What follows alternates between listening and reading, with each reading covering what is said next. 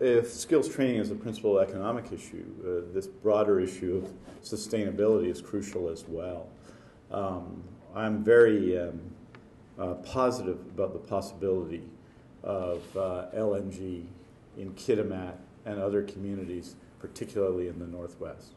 It has huge potential value for our economy, but it also, especially if the government, as it appears to do now, changes its policy and decides to allow the power for those projects to be inside the fence, also going to have a significant impact on emissions in our province. And if one day, as one might expect, there will be international treaties around this question, it can potentially affect our overall competitiveness and economic growth. What does that say?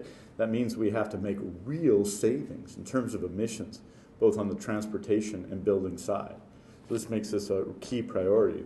But if you look at specific programs that have been put in place, if you look at the Clean Energy Act and the programs that have been enabled by that, whether they're in Colwood on Vancouver Island, the City of Vancouver's own program, we've had some challenges in terms of uptake.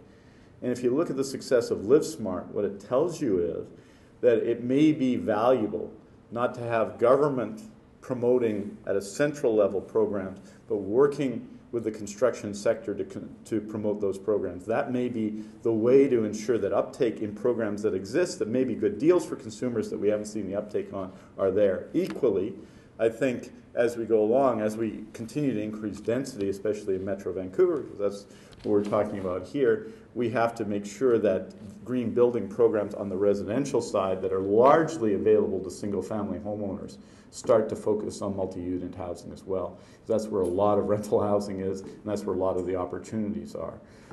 Finally, I think, especially in the interior, to get outside of Vancouver, if we're talking about using the carbon tax in Vancouver for environmental purposes, that's clearly transportation and transit we're talking about. But in the rest of the province, we may be talking about other things, including the retrofitting of public buildings that regions will bring priorities to. And that green building process, it may be that it's not Vancouver that takes the lead in it province-wide. It may be that it's the regions that need to take the lead in it. That will certainly make government more efficient in those regions and is required as we address infrastructure problems everywhere in the province.